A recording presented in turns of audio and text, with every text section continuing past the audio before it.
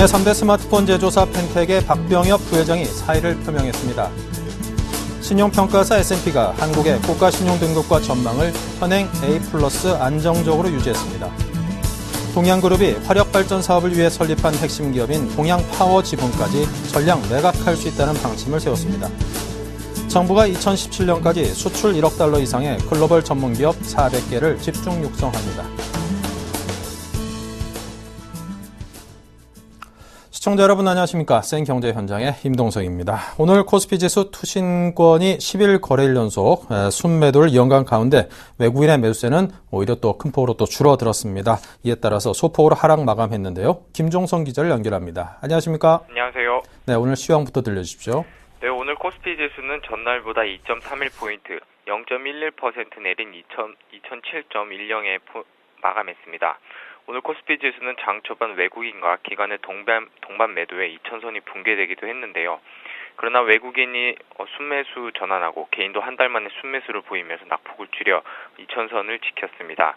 오늘 외국인은 746억 원, 개인은 431억 원어치 순매수했고 기관은 989억 원 순매도했습니다. 특히 투신권은 1126억 원어치 주식을 내던지면서 코스피 지수의 발목을 잡았는데요. 그나마 개인 투자자들이 한 달 만에 순매수로 전환한 것이 위안이 됐습니다. 업종별로는 운수창고, 전기전자, 의약품 등이 올랐지만 기계, 은행, 건설업 등의 낙폭이 컸습니다. 시가총액 상위 종목 중에는 삼성전자, 현대모비스, 기아차 등이 상승한 반면 포스코, 삼성생명, 그리고 현대중공업 등은 약세를 보였습니다. 그리고 오늘 코스닥 지수는 전날보다 0.22포인트 오른 527.29로 거래를 마쳤습니다. 네. 자, 그리고 오리온그룹이 어제 동양그룹의 지원 요청을 공식 거절했습니다. 앞으로도 지원할 일이 없다. 이렇게 딱 선을 그었는 모습이었는데요. 자, 그래서 이제 오늘 동양증권 전국 영업점에 이 투자금 인출하려는 고객들이 줄을 이었다고요? 네, 그렇습니다. 오늘 서울 을지로 동양증권 사옥 1층 골드센터 영업부에는 오늘 하루에만 400여 명의 고객들이 몰렸는데요. 보통 40에서 50명이 오는 것에 비해서 10배가량 늘어난 수준입니다. 고객들은 저축은행 사태를 생각하면서 일단 돈부터 빼고 보자는 식으로 동양증권 전국 영업점에 몰려들었는데요. 여의도 지점에서 만난 한 노년의 투자자는 전세금으로 받은 돈을 동양증권을 통해서 동양시멘트 회사체에 투자했다며 저축은행 사태처럼 어찌되나 싶어서 피해를 최소화할 수 있는 방안을 찾기 위해 지점을 방문했다고 말했습니다. 동양그룹의 유동성 위기로 돈을 떼일 우려가 있는 것은 기업 어음과 회사채 정도인데요. CMA, 신탁, 펀드 등의 가입자는 문제될 게 없지만 이들 역시 불안해하기는 마찬가지였습니다. 오늘 지점을 방문한 사람들은 업무 처리에 보통 2-3시간이 소요됐는데요. 현금 인출기는 이체 업무를 감당하지 못해서 오전 11시까지 일시 정지됐고 ARS 연결 대기자는 한때 120명이 넘기도 했습니다. 한편 동양그룹은 단기간에 많은 자금이 필요한 점을 감안해서 개별 매각 대신 패키지 자산 유동화 전략을 추진한다는 계획인데요. 동양파워, 동양증권, 레미콘 공장 등 돈 되는 것을 통째로 묶어서 자산담보부증권, 즉 ABS 발행 등 여러 유동화 방법을 통해서 뭉칫돈을 확보한다는 전략입니다. 네. 자, 그리고 동양증권 CMA 계좌에 약 1조 원가량의 고객 자금이 묶여 있다고 하던데요.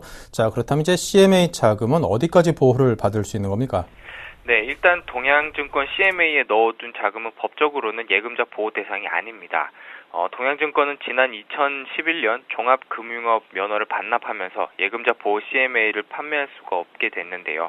그러나 동양그룹의 유동성 위기가 현실화돼 동양증권이 만약 부도가 난다고 하더라도 CMA에 넣어둔 돈을 날릴 가능성은 없습니다.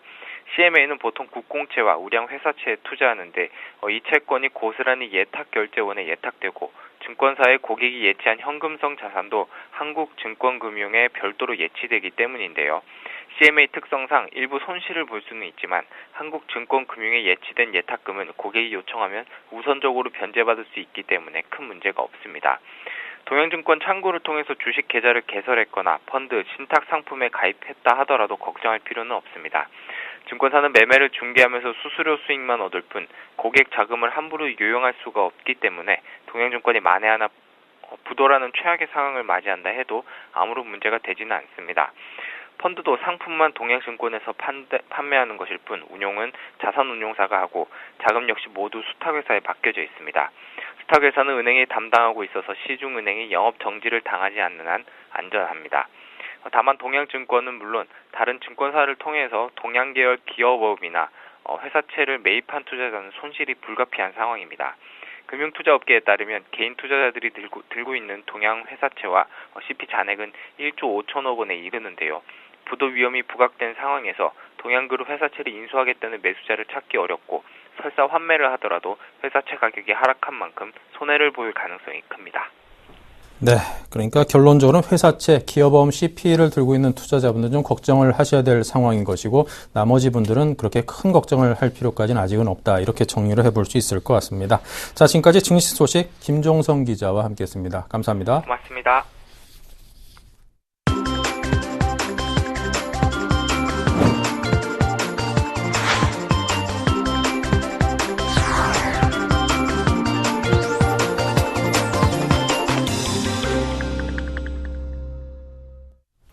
네, 오늘의 주요 뉴스입니다. 국내 3대 스마트폰 제조사 펜텍의 박병엽 부회장이 사의를 표명했습니다.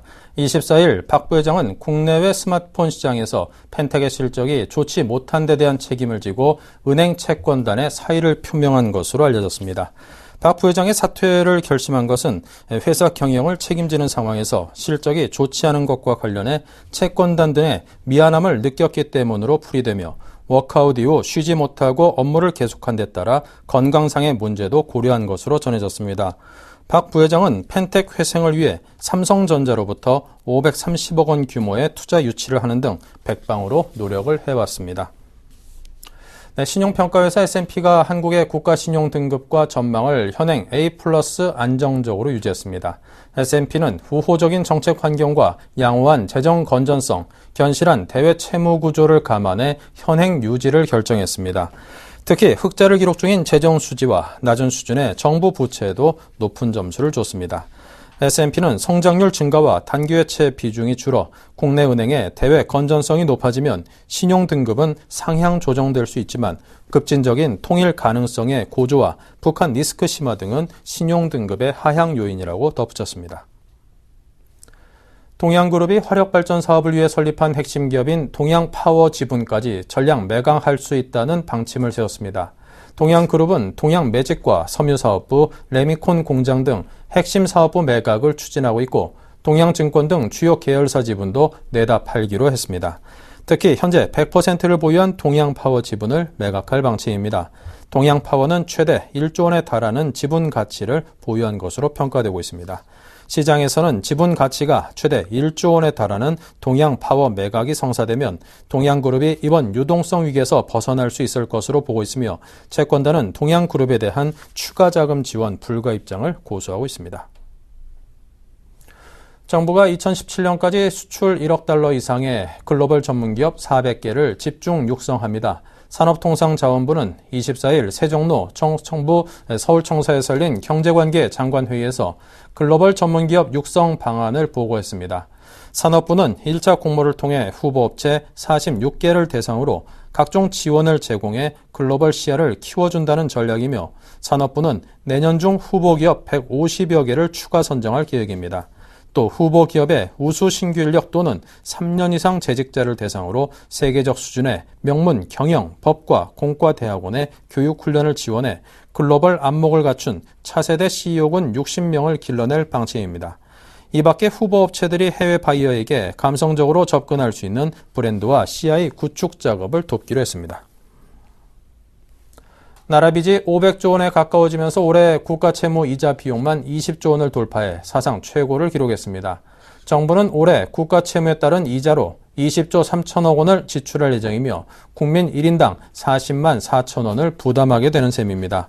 중앙정부의 국가채무 이자는 2006년 11조여 원에서 급증하고 있는 추세이며 중앙정부 예산에서 차지하는 이자 비용 비중은 2006년 6%에서 올해는 7.7%까지 올라갔습니다. 국가채무는 2006년 282조 원에서 글로벌 경제 위기 직후인 2009년 359조 원으로 껑충 뛰었고 2015년에는 500조 원을 돌파할 전망입니다. 주요 기업의 최대 주주로 부상한 국민연금에 대해 재계가 기업의 투자 의욕을 꺾지 않도록 주식 의결권 행사에 보다 더 신중해야 한다고 견제에 나섰습니다. 전경련 부설 한국경제연구원은 국민연금 의결권 주주권 강화 방안의 문제점 세미나에서 국민연금의 주식 의결권 100% 행사와 사회이사 추천 등의 문제점을 지적했습니다. 발제자로 나선 김용하 순천향대 교수는 국민연금 적립기금이 1,000조 원 이상으로 늘어나고 주식 투자 비중이 더욱 높아질 것이기 때문에 국민연금 주식 의결권 행사의 원칙과 한계를 분명히 하는 것이 필요하다고 주장했습니다. 이어 정치권의 경제 민주화 명분 하에 국민연금 주식 의결권이 기업가 정신을 훼손하거나 기업의 투자 의욕을 감퇴시키는 일은 없어야 한다고 덧붙였습니다. 네, 독일의 메르켈 총리가 3선 연임에 성공을 했습니다. 정치적 불확실성은 그런데 오히려 더 커지고 있다는 그런 지적도 있던데요. 자, 오늘은 이와 관련해 국제부 이태규 기자를 연결합니다. 안녕하십니까? 예, 안녕하세요. 네, 메르켈 총리가 압승을 한 것으로 알려졌는데 오히려 이 정치적 불확실성은 커지고 있다는데 그 원인은 무엇입니까? 네, 메르켈이 이끄는 기독민주당과 기독사회당이 압도적인 표차로 제1당이 된 것은 맞습니다. 하지만 과반을 차지하기에는 5석이 모자라 결국 다른 정당과 손을 잡을 수밖에 없는 상황입니다. 그런데 가장 유력한 파트너로 지목되는 사회민주당이 미적지근한 반응을 보이고 있어 정치적 혼란이 커지고 있습니다. 네, 자 그렇다면 3인당은 왜 이처럼 미적지근한 반응을 보이는 걸까요? 예, 메르켈과 성향이 다른 탓입니다. 메르켈이 중도 우파고 3인당은 중도 좌파입니다. 또 지난 2005년부터 4년간 양측이 대연정을 구성한 적이 있는데요. 이때 3인당은 지지층을 대거 잃은 경험이 있어 메르켈과의 연대에 조심스러운 태도를 보이고 있습니다. 당장 3인당 유럽 정책 부분 대변인인 악셀 셰퍼는 개인적으로 대연정을 절대 반대한다, 이런 입장을 표명한 상태입니다.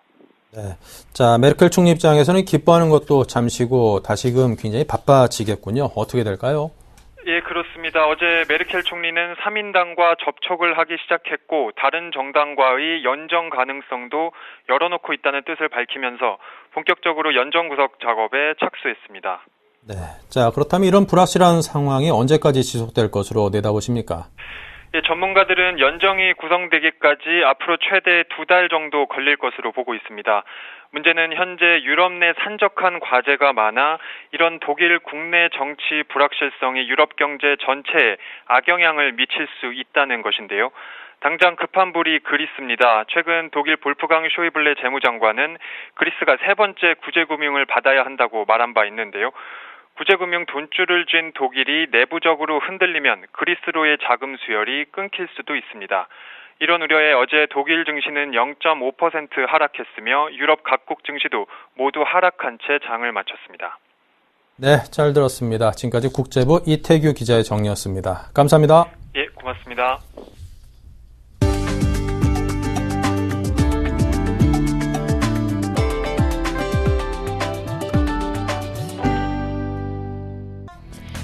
현대자동차의 중형승용차 소나타가 1985년 처음 선보인 이후 28년 만에 국내 누적 판매 300만 대를 달성했습니다. 첫 출시 후 11년 만인 1996년 내수 누적 판매 100만 대를 처음 돌파한 소나타는 꾸준한 인기를 보이며 10년 만인 2005년에는 200만 대를 달성한 데 이어 다시 8년 만에 300만 대를 돌파했습니다.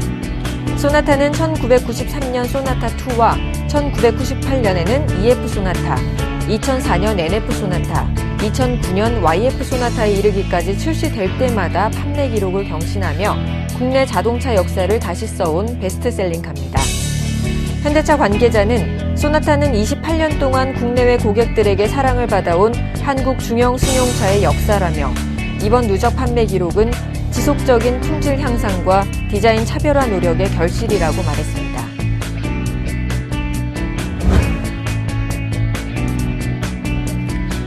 캐나다의 스마트폰 생산업체 블랙베리가 47억 달러에 매각됩니다.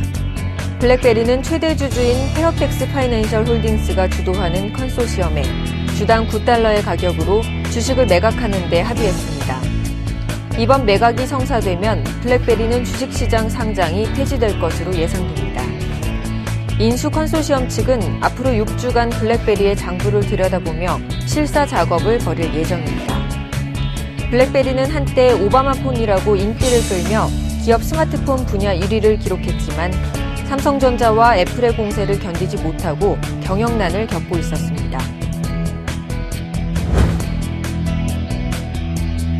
현우석 부총리 겸 기획재정부 장관은 24일 1,500억 원 규모로 전용 사모펀드를 조성하는 등 중소 중견기업 지원을 강화하겠다고 밝혔습니다.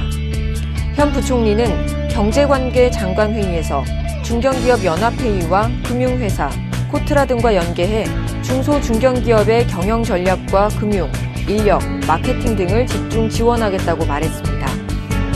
부총리는 1,500억 원 규모의 전용 사모펀드 조성과 금리 우대 전용 대출 상품 출시 등 금융 지원을 강화하고 글로벌 시장 진출 전략 및 리스크 관리, 마케팅 전략 수립 지원 등에 중점을 둘 것이라고 밝혔습니다.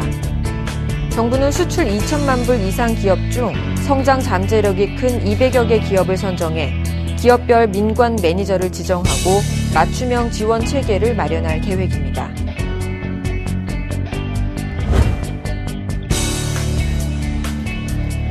우리나라의 창조경제 역량이 경제협력개발기구 31개 회원국 중 20위에 머문 것으로 나타났습니다. 한상환 현대경제연구원 본부장은 인적자본과 혁신자본, ICT자본, 문화자본, 사회적 자본 등 요소로 국가별 창조경제 역량을 지수화한 결과 한국은 6.2로 OECD 평균 6.3보다 낮은 것으로 나타났다고 밝혔습니다. 한국의 창조경제 역량 지수 순위는 OECD 31개국 중 20위를 기록했습니다. 특히 문화자본 지수는 3.7로 최하위권인 29위 수준이었고 인적자본 지수와 사회적 자본 지수도 하위권을 맴돌았습니다.